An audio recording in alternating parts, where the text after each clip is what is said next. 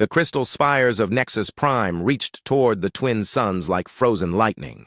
In the great hall at the center of the largest tower, beings from across the galaxy gathered around a massive circular table that floated 3 feet above the polished floor. The air hummed with translation devices and the soft breathing of a dozen different species. Taimin adjusted his scales nervously as he stood before the assembled Galactic Council.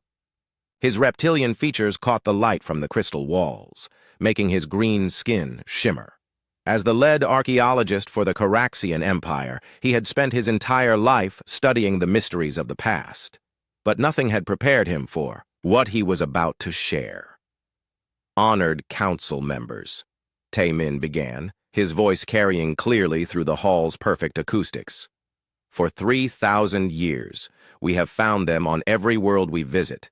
The observer stations, perfect metal structures that never rust, never break, never stop working. They watch everything and record everything, but we have never understood who built them." The council members shifted in their seats. This was old news to most of them. Every species that reached the stars eventually found these mysterious stations scattered throughout their territory. They were always there, silent and watching, older than any civilization in known space. Haye Jin, the Caraxian quantum physicist, activated a holographic display above the table. Images of observer stations appeared, sleek metallic structures that looked like giant eyes, each one different but sharing the same impossible perfection. Some orbited dead worlds, others floated in empty space between stars. All of them were working, had always been working, would probably always be working. "We call their builders the Watchers," Taimin continued. "We believe they lived millions of years ago, before any of our species evolved. They left these stations to record the history of the galaxy. But we have never found any other trace of them. No cities, no ships, no bones. Only these stations." Voice from the back of the hall interrupted him. "Perhaps that is about to change." All heads turned toward the entrance. 3 figures walked into the hall and conversations around the table stopped. The beings in the center looked wrong.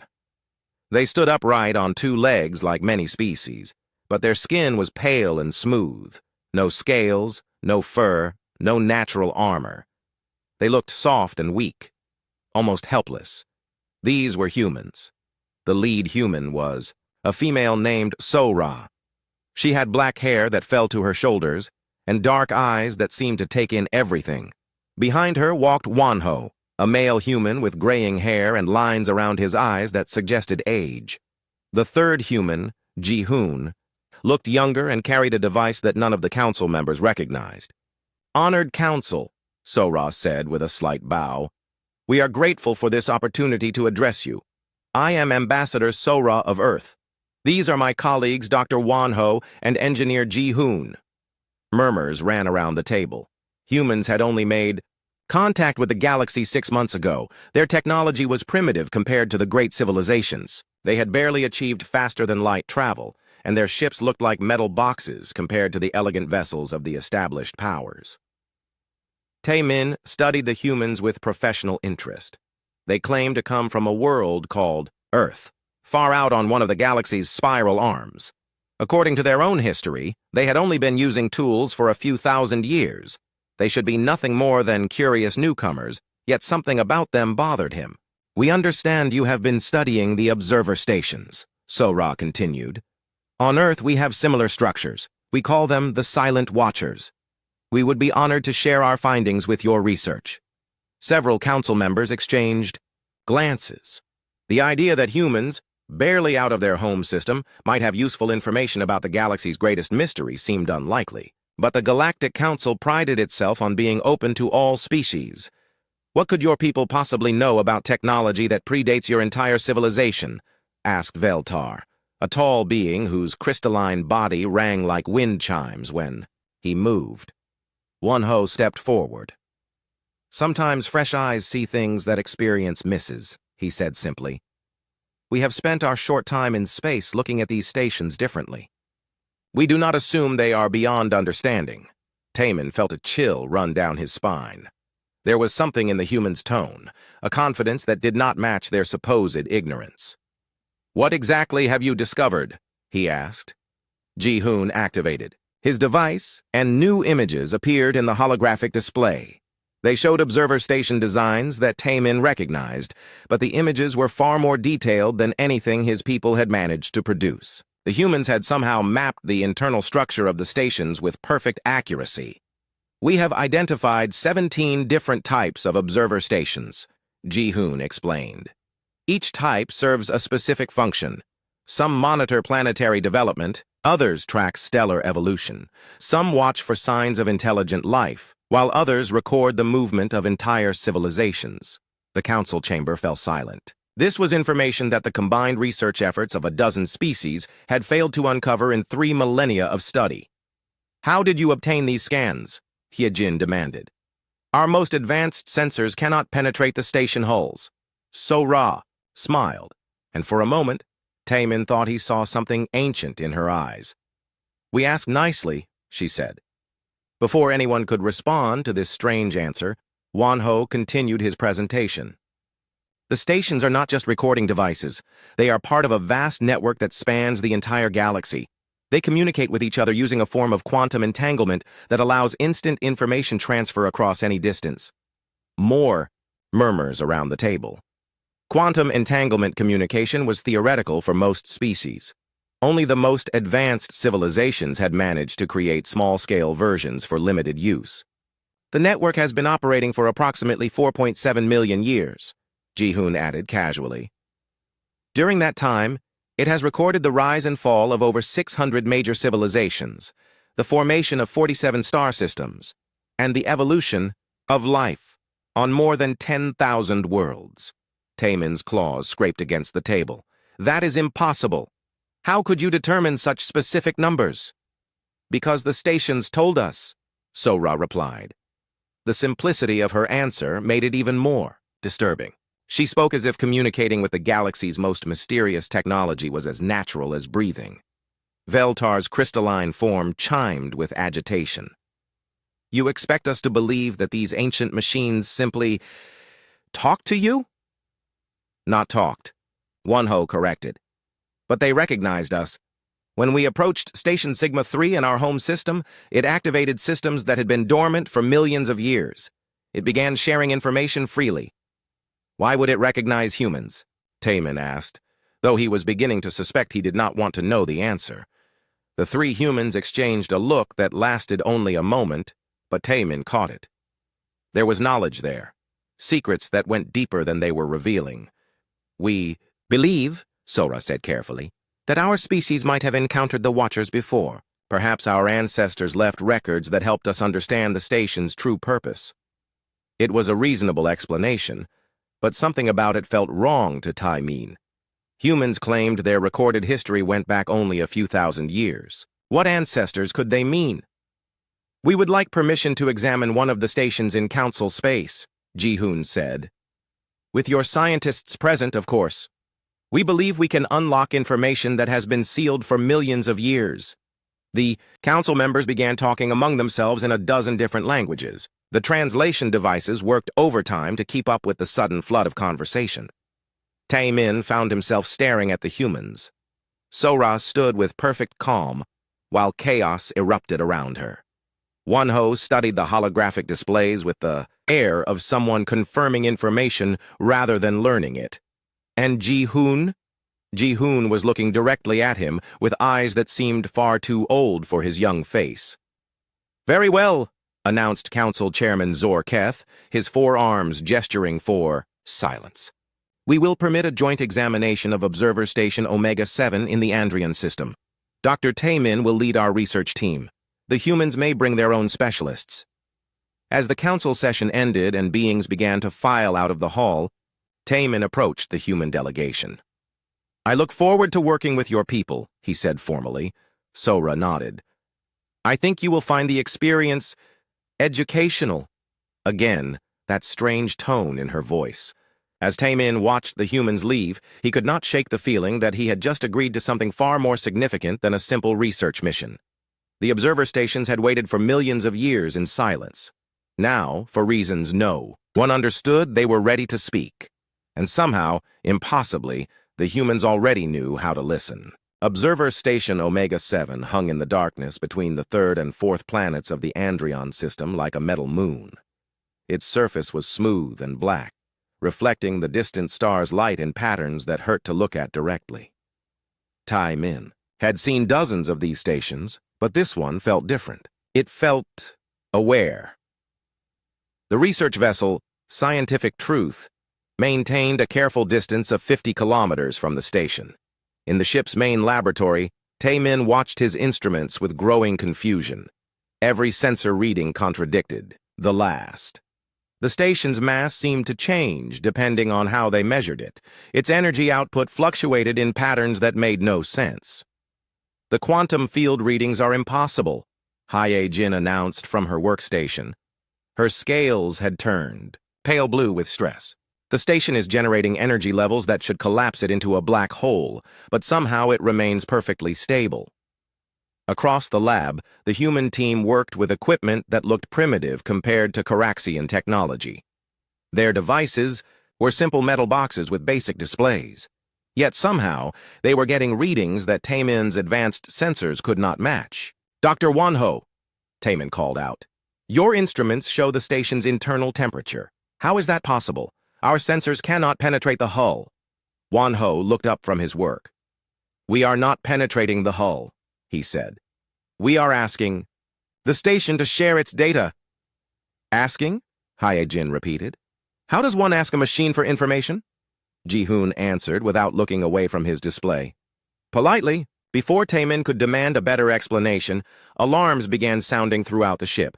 The bridge contacted the lab immediately. "Dr. Tai Min, the station is moving." Everyone rushed to the viewing port.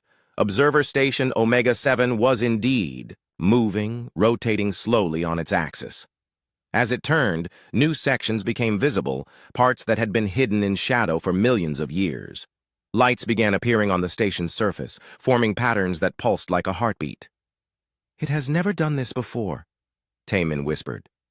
"In 3,000 years of observation, the stations never move, never change." Maybe they were waiting for the right moment, said a new voice. Tai Min turned to see another human entering the lab. This was Dongwu, who had introduced himself as a historian. He looked unremarkable. Average height, brown hair, clothes that seemed designed to avoid attention. But like the other humans, there was something in his eyes that did not match his simple appearance. "Waiting for what?" Haye-Jin demanded. "For someone who would understand," Dongwu replied. The station continued its slow rotation, and more lights appeared. The patterns were becoming complex, almost like writing. Tai Min activated the ship's translation computers, but they could make no sense of the symbols. "Our computers cannot read this language," he reported. "That is because it is not a language," Wanho said. "It is mathematics, pure mathematical concepts that any intelligent species should be able to understand." Ji-hoon was working frantically at his simple device. "The station is trying to establish a communication protocol. It wants to talk to us." "Then let it talk," Tai Min said. "Open a channel." "Wait," Haye-Jin interrupted.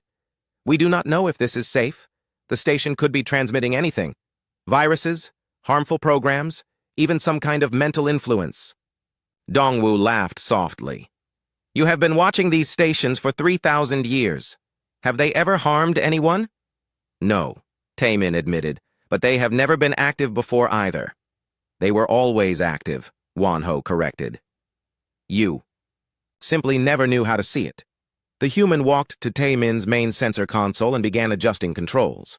"Try scanning on these frequencies," he suggested, pointing to settings that Tai Min had never considered using together. "Those frequencies will interfere with each other," Haye-Jin protested. "The readings will be meaningless." "Trust me," Wanho said simply. Tai Min hesitated, then made the adjustments. Immediately, his displays exploded with new information. The station was not just sitting in space. It was connected to every other observer station in the galaxy through invisible energy streams. The entire network was alive with activity, information flowing between stations faster than light itself. "How did you know?" Tai Min asked in amazement. "Lucky guess," Wanho replied, but his tone suggested otherwise. The station's lights were flashing more rapidly now, and Ji-hoon's device was responding with its own patterns. A conversation was taking place that none of the Caraxians could understand. "What is it saying?" Hyejin demanded. Ji-hoon looked troubled. "It is asking for authorization codes." "Codes for what?" "To unlock its memory banks. The station has been recording everything for millions of years, but most of that information is sealed. It needs proper authorization to release the data." Tae-min felt his excitement growing. This could be the greatest archaeological discovery in galactic history. The complete record of ancient civilizations, the secrets of the Watchers themselves. "The problem," Ji-hoon continued, "is that the codes are biometric. The station wants to scan specific genetic patterns before it will release the information." "Genetic patterns from what species?" Hyejin asked. The humans exchanged another of those meaningful looks. Dongwu stepped forward. "The station is programmed to respond to the genetics of its builders." "The Watchers," Tae-min breathed. "But they have been extinct for millions of years." "Have they?" Wonho asked quietly.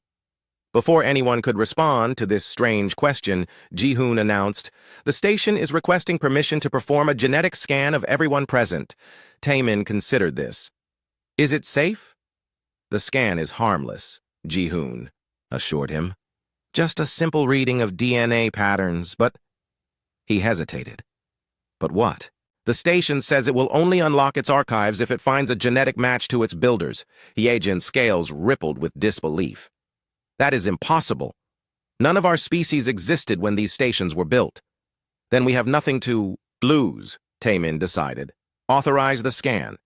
Ji-hoon worked at his device, and suddenly the entire research team felt a strange tingling sensation. The station was scanning them with invisible energy beams, reading their genetic codes with technology that was millions of years beyond their understanding. The results appeared on the station's hull in glowing symbols. Most of the patterns were red, indicating no match. Tae-min's genetic signature was red. So was Hyejin's, and every other Caraxian on the team. But 3 of the patterns glowed bright green, the 3 humans. The silence in the lab stretched until it became painful. Finally, Hyejin spoke in a voice barely above a whisper. "That is impossible." "The scanners must be malfunctioning," Tae-min said, but even as he spoke, he knew it was not true. The observer stations never malfunctioned. They were perfect, eternal, incapable of error. Wonho was studying the genetic display with interest. "The station recognizes our DNA," he said calmly.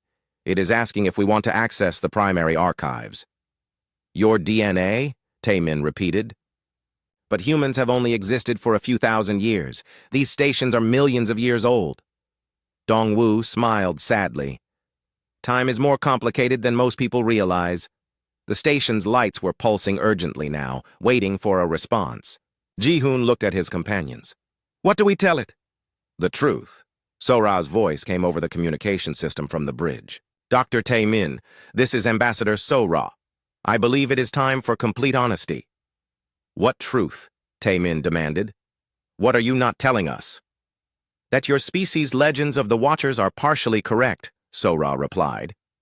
"There was indeed an ancient civilization that built these stations, but they did not disappear." The pieces were falling into place in Tae-min's mind, creating a picture that was too incredible to believe.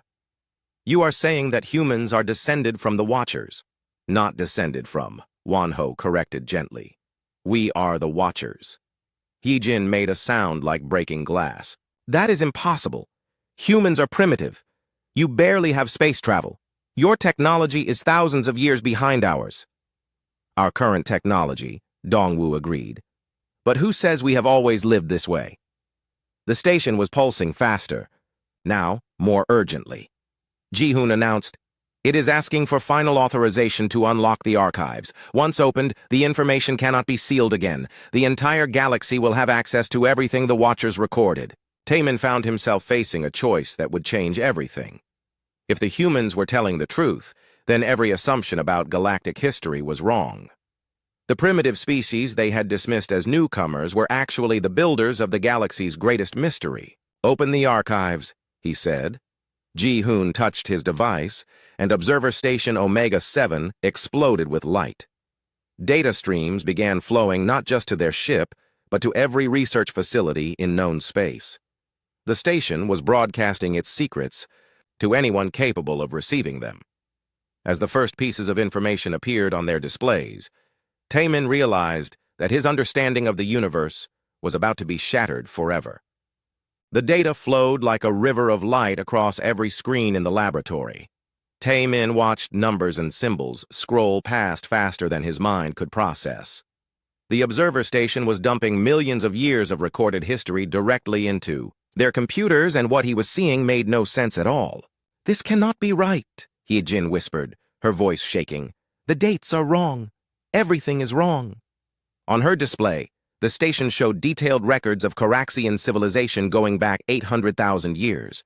But according to every history book, every archaeological site, every piece of evidence, the Caraxians had only achieved space travel 12,000 years ago. Before that, they were simple hunters living in caves. "Look at this," Taemin called out, pointing to his own screen. "The station has records of our first contact with the Zephyrian Empire. But these records are dated 200,000 years before that contact actually happened." Yan Wu, another human who had joined their research team, looked over Taemin's shoulder. "The station was not recording history," he said quietly. "It was recording the future." "That is impossible," Hyejin snapped. "No one can predict the future with such accuracy." "Not predict," Wonho corrected from across the room. "Plan." The word hung in the air like a physical weight. Taemin felt his understanding of reality beginning to crack. "Plan? What do you mean, plan?" Seyoung-ho, the newest human team member, activated a holographic display above the central table. "Show them the Caraxian development timeline," he said to the station. The display lit up with a three-dimensional map of Caraxian space, but this was not the current map. This showed the growth of their civilization over hundreds of thousands of years. Taemin watched in horror as the display revealed colony worlds, trade routes, and technological developments that matched Caraxian history perfectly. All of it dated from before the first Caraxian had ever looked at the stars.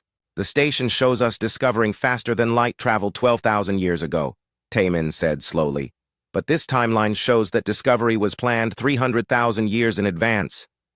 "Planned by whom?" Hyejin demanded. The humans remained silent, but their expressions said everything. Taemin felt a chill run through his scales as the truth began to dawn on him. "You knew," he whispered. "All of this, everything we have achieved, you knew it would happen." Min Seo, a Caraxian military commander who had joined them from the fleet, slammed her fist on the table. "This is madness. You expect us to believe that humans somehow guided our evolution over hundreds of thousands of years?" "Not just guided," Yanwu said sadly. "Created." The laboratory fell silent except for the hum of computers processing impossible amounts of data. Minseo's scales had turned deep red with anger. "Created? You are claiming that you made us?" "Not us personally," Shang-Ho explained. "But our ancestors, yes. Every major species in the galaxy shares certain genetic markers. Did you never wonder why so many different worlds produced intelligent life that could breed together?" Taemin had wondered about that. It was one of the great mysteries of biology. Species that evolved on completely different worlds, millions of light years apart, should not be genetically compatible. Yet Caraxians, Zephyrians, crystallites, and dozens of other species could all interbreed and produce healthy offspring. "The probability of that happening naturally is essentially zero," Wonho continued. "But if all these species started from the same genetic template, modified for different environments—" "No," Minseo snarled. "I refuse to believe this. Humans are primitive. We have seen your homeworld. You live in simple cities, use basic technology.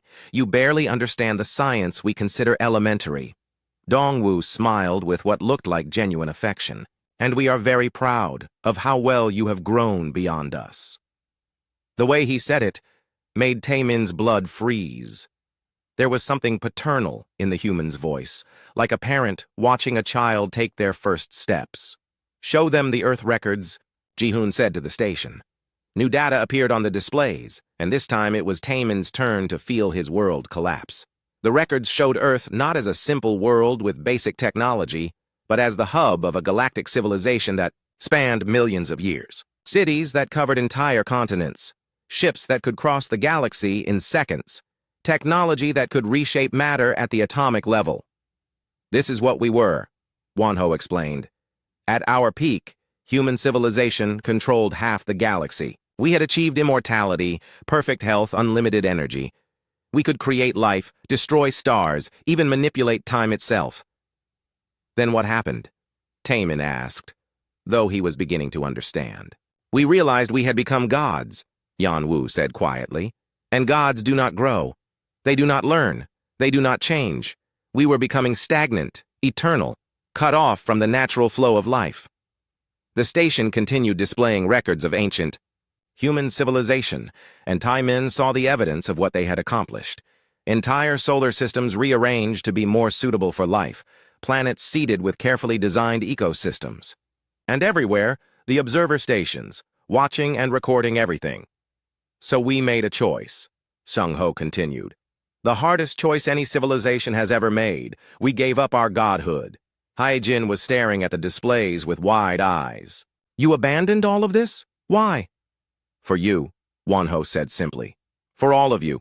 We seeded thousands of worlds with human genetic material, then guided evolution to create new species adapted to different environments. Cold worlds produced the Coraxians. Gas giant atmospheres created the Zephyrians. High-gravity worlds gave birth to the rock-like crystallites. But we did not want to control you, Dongwu added. We wanted you to grow naturally, to develop your own cultures, your own ways of thinking, so we withdrew from the galaxy and returned to Earth. We intentionally limited our technology, Yanwu explained.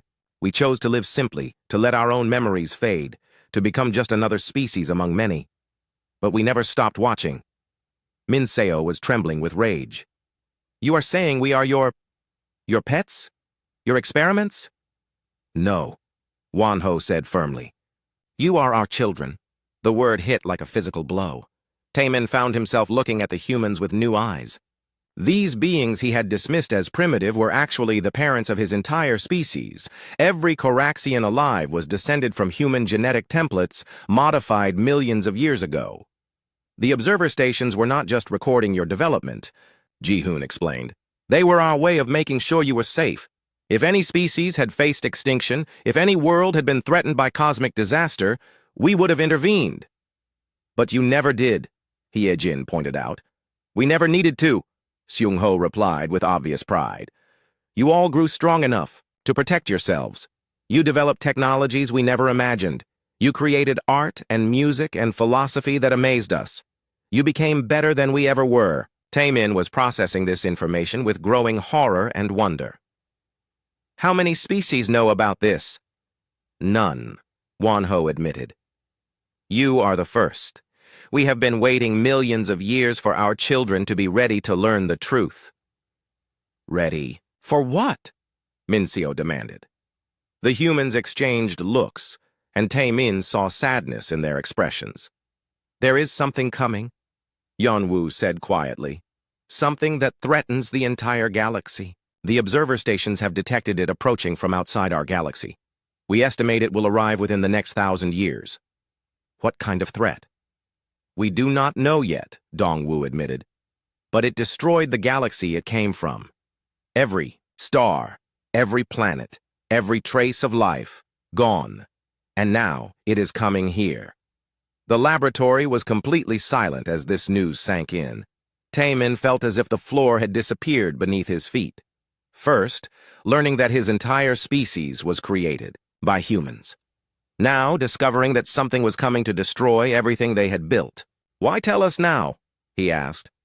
Because we cannot face this alone, Wanho replied. Our children have grown beyond us in many ways. We need your knowledge, your technology, your unique perspectives.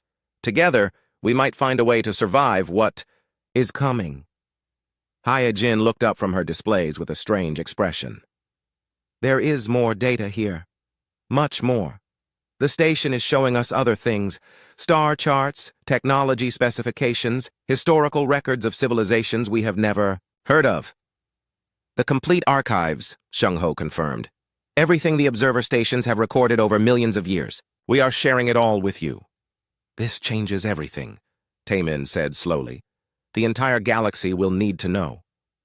Yes, Wanho agreed, and that is going to cause problems. Even as he spoke, alarms began sounding throughout the ship. The bridge contacted the laboratory urgently. Dr. Taemin, we are receiving emergency communications from across the galaxy. Other observer stations are activating and broadcasting the same data. Every major civilization is receiving this information simultaneously. Taemin closed his eyes. The revelation that humans were the creators of all galactic life would shatter. Every religion, every cultural belief, every assumption about the natural order. Wars would break out, governments would fall, the galaxy would descend into chaos. What have we done? He whispered. What we had to do, Wanho replied. Our children are about to face their greatest test. They need to know who they really are. The galaxy was burning, and it was not from enemy weapons. 3 weeks had passed since the observer stations began broadcasting their secrets to every civilization in known space. Now reports flooded in from every corner of the galaxy. Riots on Coraxian worlds, religious wars among the Zephyrians, complete governmental collapse on 12 different planets. Taemin stood in the emergency session of the Galactic Council, watching species that had cooperated for thousands of years now face each other with suspicion and rage. The Great Hall on Nexus Prime echoed with angry voices in dozens of languages. "This is lies and manipulation!" shouted Chan Wu, the new Coraxian supreme leader who had taken power after the previous government fell. "Humans are trying to control us with false claims of parentage." Bo-Ra, the human xenobiologist, stood calmly at the center of the chaos. She had arrived with boxes of genetic data that proved beyond any doubt that every galactic species shared human DNA markers. Her evidence was unshakable, which only made the other species angrier. "The genetic evidence is clear," Bo-Ra said, her voice carrying despite the noise.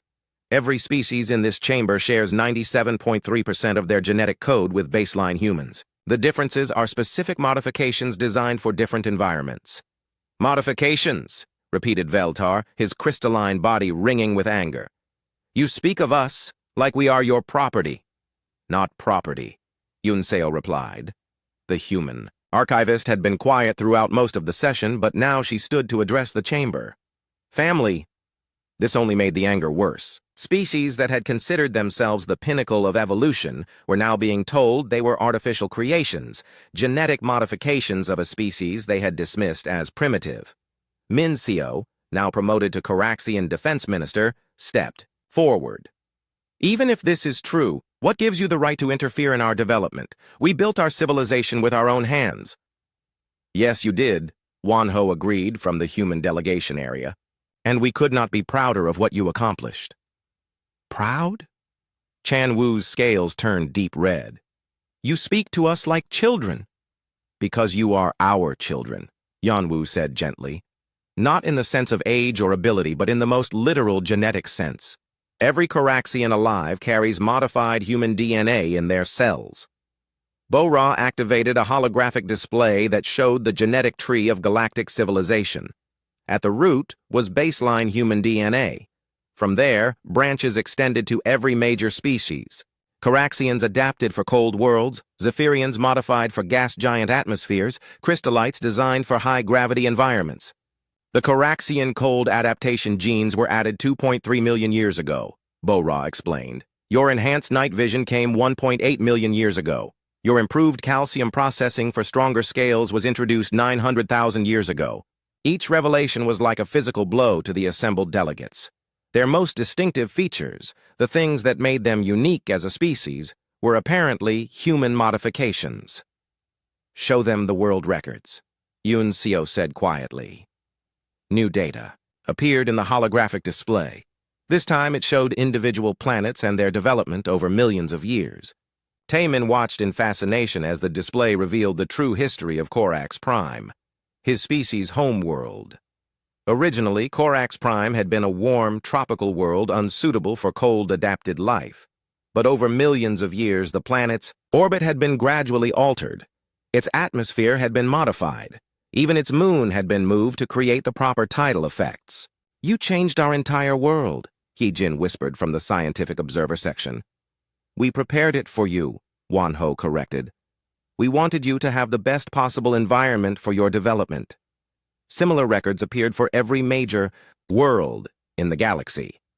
Each one had been carefully terraformed over millions of years to support the species that would eventually evolve there. It was engineering on a scale that current technology could barely comprehend. The Zephyrian gas giant. Colonies, Yonseo continued, were originally solid rocky planets. We converted them to gas giants and seeded them with the right atmospheric mix for your development. The Zephyrian delegate, a being of flowing energy and gas, pulsed with distress. Our entire existence is artificial? Your existence is real, Bora assured him. Your thoughts, your feelings, your culture, all of that is entirely your own. We only provided the biological foundation. But why? Demanded Crystallite Council Speaker Morgan, his rocky features grinding with emotion. Why create us at all? The humans looked at each other and Taemin saw pain in their expressions. Because we were dying, Wonho said finally. Not physically, but spiritually. We had achieved everything a species could achieve. We had conquered death, mastered matter and energy, even learned to manipulate time. But we had lost something essential. What did you lose? Taemin found himself asking. Wonder, Yeonwoo replied. Growth. The ability to be surprised. When you can do anything, everything becomes meaningless. We were immortal gods trapped in perfect boredom. Yunseo stepped forward. Our psychologists called it the transcendence trap. Every species that achieves ultimate power faces the same choice: remain eternal and unchanging, or find a way to grow again. Most species choose eternal stagnation, Bora added. They become cosmic artifacts, barely alive. We chose a different path. The holographic display changed to show something new, records of other galaxies, other civilizations that had faced the same choice. Taemin saw the remnants of species that had chosen godhood, now existing as vast, empty intelligences that did nothing but contemplate their own perfection. We realized that true immortality comes not from preserving yourself forever, but from creating something that can grow beyond you, Wonho explained. So we chose to become parents instead of gods. You gave up infinite power to raise children? Chanwoo asked, his anger beginning to give way to confusion. We gave up infinite boredom to experience infinite joy, Yunseo corrected. Do you know what it was like for us, watching your species take their first steps into space? Seeing you develop art and music and philosophy that we had never imagined? Watching you solve problems that had stumped us for millennia? Her voice was filled with genuine emotion, and Taemin found his anger wavering. Every breakthrough you made, every world you explored, every piece of beauty you created, it was like watching our children exceed our wildest dreams, Yeonwoo continued. But you never interfered, Heejin pointed out. You let us struggle. Let us make mistakes, because that is how children grow, Bora replied. If we had solved every problem for you, you would never have learned to solve them yourselves. You would have remained dependent on us forever. The chamber had grown quiet as the implications sank in. These humans had voluntarily given up godlike power to watch their genetic children grow and develop naturally. It was perhaps the greatest act of love in galactic history. The observer stations were our way of staying connected, Wonho continued. We watched over you from afar, ready to help if you truly needed it. But you never did. You became stronger than we ever imagined possible. Chan Woo's scales had shifted from angry red to confused green. If this is true, if we are really your children, then why reveal it now? Why not continue watching from the shadows? The humans exchanged grim looks and Taemin felt his brief moment of wonder fade.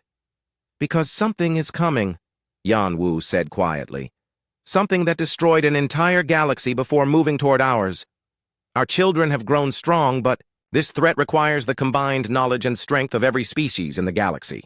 Including yours, Bora added. We gave up our advanced technology long ago. Many of our children have now surpassed us in various fields. We need your innovations, your perspectives, your unique solutions. You want us to help save the galaxy, Minseo said slowly. We want to save the galaxy together, Wonho corrected. As a family. The word hung in the air, carrying weight that none of them had expected. These were not conquerors or manipulators. They were parents who had made the ultimate sacrifice, giving up their own godhood to allow their children to grow and flourish. "What exactly is this threat?" Taemin asked. "We do not know yet," Yunseo admitted. "But the observer stations detected it 500 years ago, moving between galaxies. It consumed every trace of life in the Andromeda galaxy before heading toward us." "Consumed how?" "We are still analyzing the data," Bora replied. "But it appears to be some kind of entity that feeds on conscious thought itself. It does not destroy planets or stars. It destroys minds." The chamber fell silent as this information sank in. An entity that could destroy consciousness across an entire galaxy was beyond anything they had ever imagined facing. "How long do we have?" Chanwu asked. "Our calculations suggest it will reach the outer edge of our galaxy in 847 years, Wonho replied, "assuming it maintains its current speed." 800 years, Veltar chimed thoughtfully. "Time to prepare, if we work together." "If we work together," Yanwu agreed. "But first, our children need to decide if they can forgive us for keeping the truth hidden for so long." Taemin looked around the chamber at representatives of dozens of species, all struggling with the revelation that their entire existence was the result of genetic engineering by the primitive humans they had dismissed. The decision they made in the next few hours would determine not just the fate of the 6 months after the revelation. The galaxy was tearing itself apart.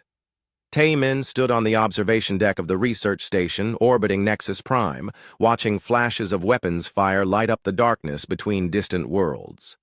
The Caraxian defense fleet was engaged in running battles with Naray's rebellion forces, while 3 Zephyrian colonies had declared independence and were defending themselves against their own government. "The Crystallites have closed their borders completely," Hyojin reported from behind him. "They refuse all contact with other species until they can process the implications of their artificial nature." "And the Veltar Consortium?" Taemin asked without turning away from the window. "Still debating. They have been arguing for 4 months about whether humans have the right to exist if they are the creators of all other life." Taemin closed his eyes. The truth about galactic history had shattered more than governments. It had destroyed the philosophical foundations that species had built their entire cultures upon. Religions that worshipped evolution as a divine process could not accept that they were genetically engineered. Cultures based on the superiority of their species now knew they were modifications of human DNA. "Dr. Taemin," came a voice from the communications panel. "Admiral Gyeong-min is requesting permission to dock." Taemin turned in surprise. "Admiral Gyeong-min? There is no Admiral Gyeong-min in any galactic fleet. He says he is from the Human Defense Force, sir." The Human Defense Force. Until 6 months ago, no one had known such a thing existed. According to all available information, humans had only basic military capabilities, simple ships with primitive weapons. They had been dismissed as a species barely capable of defending their own home system. "Grant permission to dock," Taemin decided. 20 minutes later, Admiral Gyeong-min walked onto the observation deck, and Taemin immediately understood that everything he had believed about human military capability was wrong.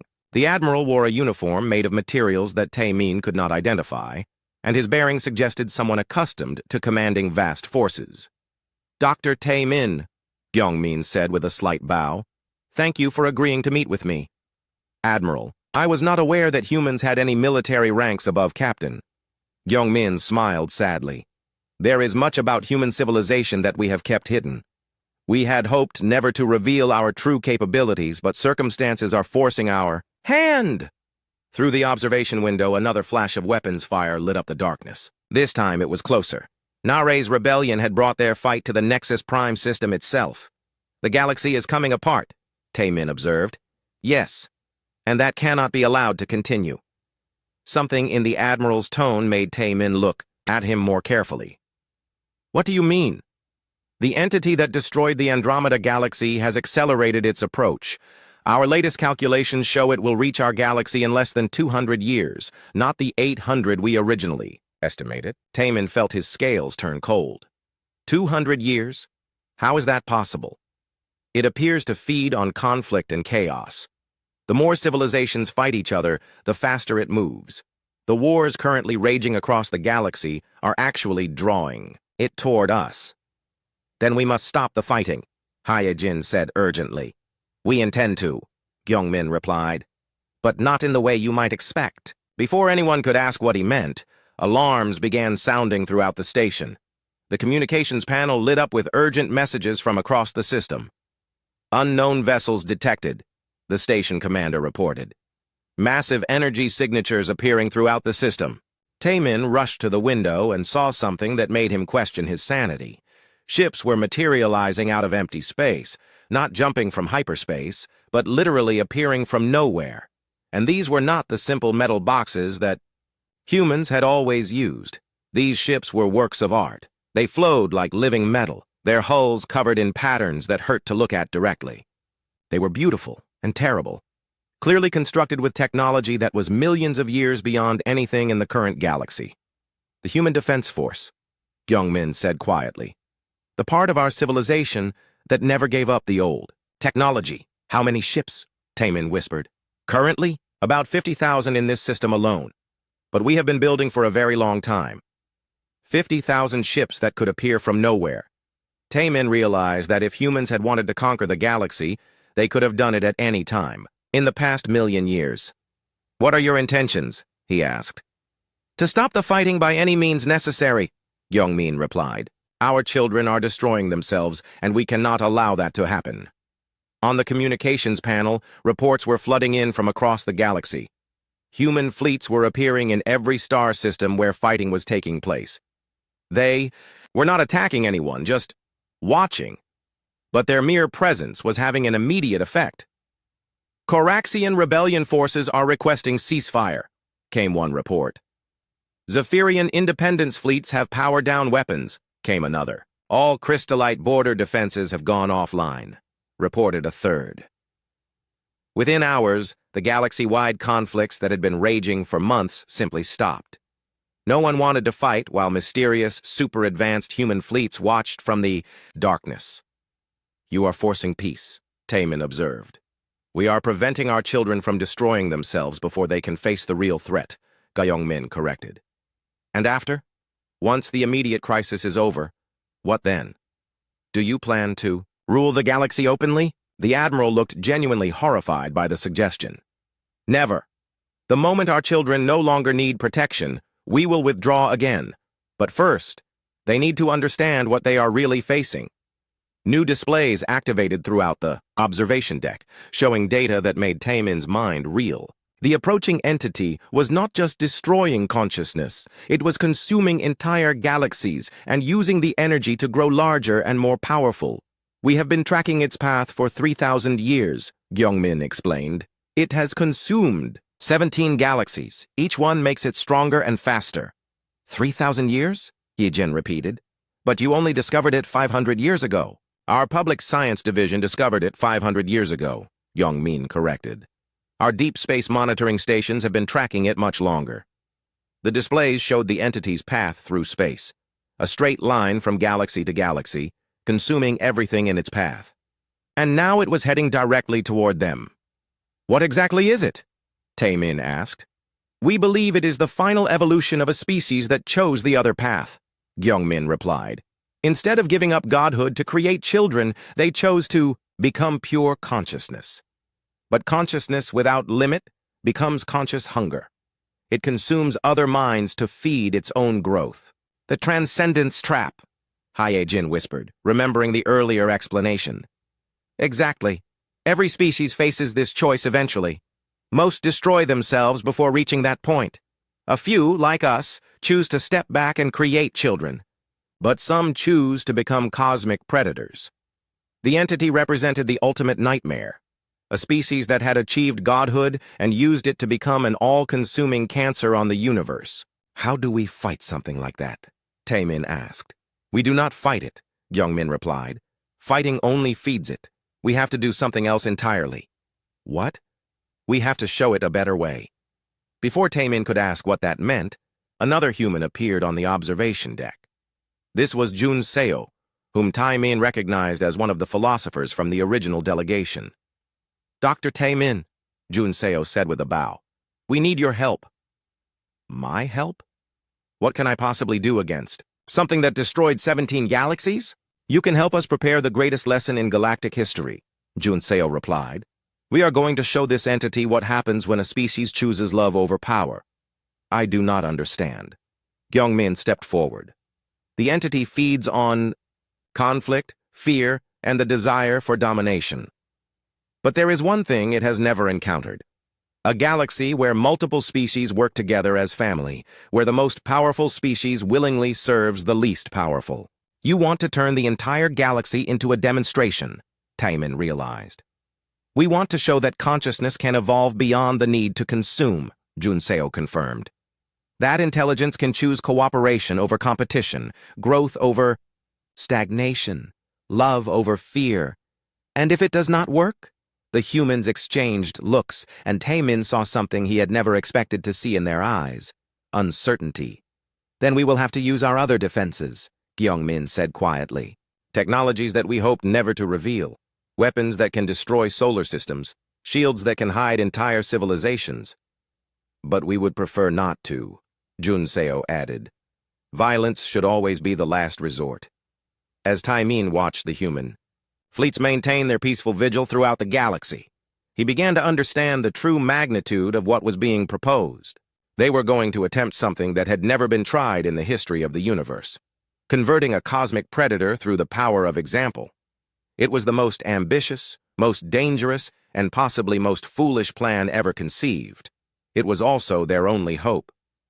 200 years later, Taemin stood in the same observation chamber where he had first learned the truth about human civilization. But now, he was not alone. Representatives from every species in the galaxy surrounded him, watching the darkness, beyond Nexus Prime, where something vast and terrible was approaching. The entity had arrived. It filled the space between stars like a living shadow, its presence making reality itself seem unstable. Ships that ventured too close simply stopped existing, their crews consumed by something that fed on consciousness itself. But it had not attacked the major systems yet. It was waiting, studying the galaxy it was about to devour. "Energy readings are off every scale we have," reported Hae Jin from her monitoring station. Her scales were now silver with age, but her mind remained as sharp as ever. "The entity's mass is larger than our entire galactic core." Beside her, Wonho. Now ancient by human standards, but kept alive by technologies the galaxy was only beginning to understand, studied displays that showed the entity's structure. "It is not just large," he said quietly. "It is complex. This thing contains the absorbed consciousness of billions of species." At the center of the chamber, Wu Jin stepped forward. Tae Min still found it hard to believe that this seemingly ordinary human contained the uploaded consciousness of the original human who had designed the observer stations millions of years ago. Wu Jin was both an individual and a living repository of human memory stretching back to their species' godlike past. "It is time," Wu Jin announced. Around the chamber, beings from dozens of species nodded gravely. They had spent 2 centuries preparing for this moment. The galaxy had been transformed from a collection of competing civilizations into something unprecedented, a true family working toward a common goal. Su Young, the current leader of the Human Coordination Council, stepped forward. "Are all positions ready?"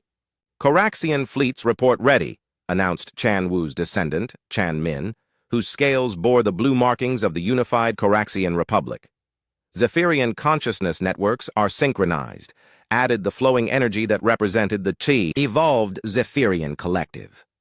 "Crystallite resonance fields are stable," chimed the representative of the species that had once isolated themselves but now served as the galaxy's emotional foundation. One by one, every species reported their readiness. The plan they were about to execute was so audacious that many had called it insane. Instead of fighting the entity, they were going to invite it into their minds. "Remember," Wu Jin said, his voice carrying to every being in the chamber, "this entity became what it is because it was alone. Every species it consumed was trying to fight it, to resist it, to destroy it. We are going to do something it has never experienced. We are going to welcome it, Su Young continued. Show it what consciousness can become when it chooses growth over consumption.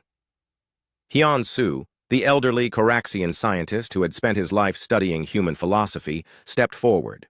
Dr. Taemin, as the first to learn the truth, we ask you to begin the demonstration. Taemin nodded, his heart beating rapidly despite his age. He activated the quantum communicator that would broadcast his consciousness directly to the entity. Around the galaxy, trillions of beings prepared to do the same. Entity of the void, Taemin spoke into the communicator. We are the children of this galaxy. We know what you have done to other galaxies. We know you are here to consume us. But before you do, we want to show you something you have never seen. The entity's response came as a wave of alien thought that crashed over every mind in the galaxy simultaneously. It was ancient beyond measure, hungry beyond description, and utterly alone. I consume. I grow.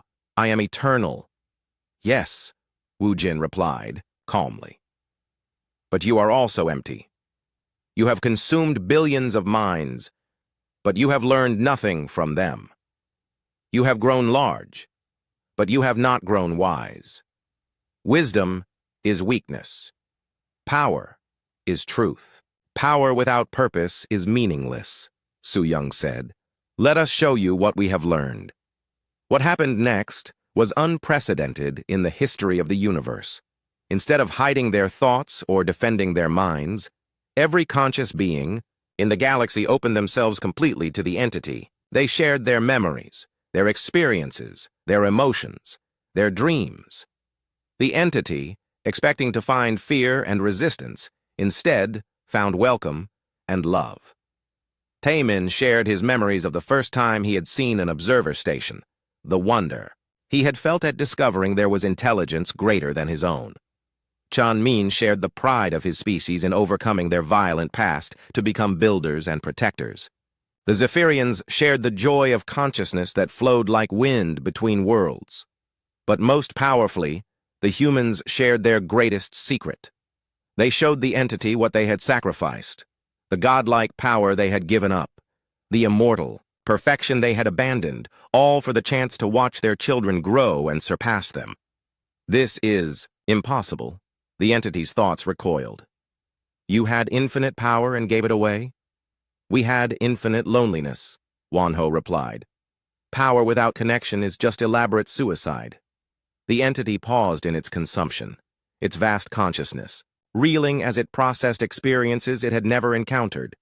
Love without condition, sacrifice without expectation of reward. Parents who raised children not to serve them, but to surpass them. The species I have consumed never showed me this, the entity admitted. They fought. They resisted. They tried to destroy me. Because they were afraid, Wu Jin explained. But we are not afraid of you. You should be. I have destroyed 17 galaxies.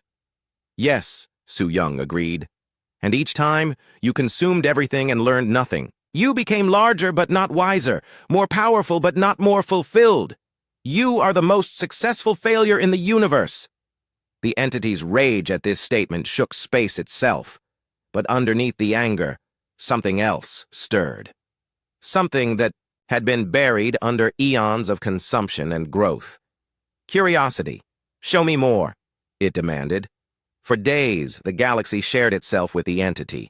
They showed it art that celebrated imperfection, music that found beauty in limitation, poetry that honored mortality. They shared the joy of learning something new, the satisfaction of helping others grow, the contentment of becoming part of something larger than oneself. The entity, which had spent millions of years consuming consciousness, experienced something it had forgotten was possible. It began to remember what it had been before it became a cosmic predator. We were a species once, it admitted. We chose transcendence. We thought we chose wisely. You chose survival, Yan-Su said gently. But survival without purpose becomes a kind of death. We forgot. We consumed so much that we forgot what we were before we began consuming. It is not too late to remember, Wu Jin offered. It is not too late to choose a different path. But I am so large now. So hungry. How can I exist without consuming? The answer came from an unexpected source. The youngest member of the galactic family spoke up, a species called the Dreamers that had only achieved space travel 50 years ago. You can create instead of consume, their representative suggested. Use your power to build instead of destroy. The entity considered this.